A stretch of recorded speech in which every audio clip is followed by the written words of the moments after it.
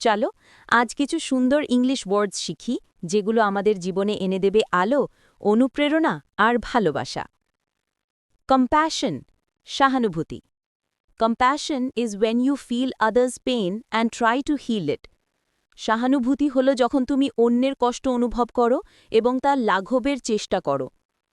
Determination, দৃঢ় সংকল্প। With determination even the impossible becomes possible. দৃঢ় সংকল্প থাকলে অসম্ভবও সম্ভব হয়ে যায়। ক্রিয়েটিভিটি, সৃজনশীলতা। Creativity is intelligence having fun. সৃজনশীলতা মানে আনন্দের সঙ্গে বুদ্ধির প্রকাশ। পেশেন্স, ধৈর্য। Patience is not about waiting but how you behave while waiting. ধৈর্য মানে অপেক্ষা নয়, বরং অপেক্ষার সময় আচরণ কেমন। ফেথ, বিশ্বাস। Faith is seeing light with your heart when your eyes see darkness. বিশ্বাস হল হৃদয়ে আলো দেখা যখন চোখে অন্ধকার। কাইন্ডনেস, দয়া।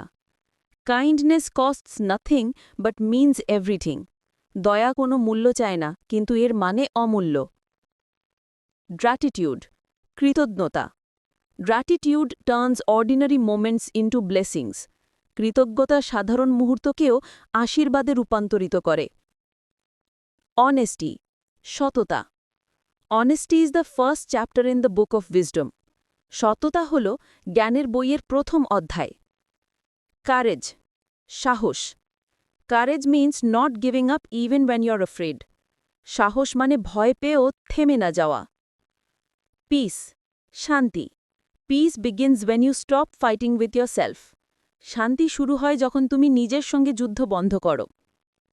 এই শব্দগুলো শুধু বলো না, অনুভব করো, বাঁচো আর ছড়িয়ে দাও।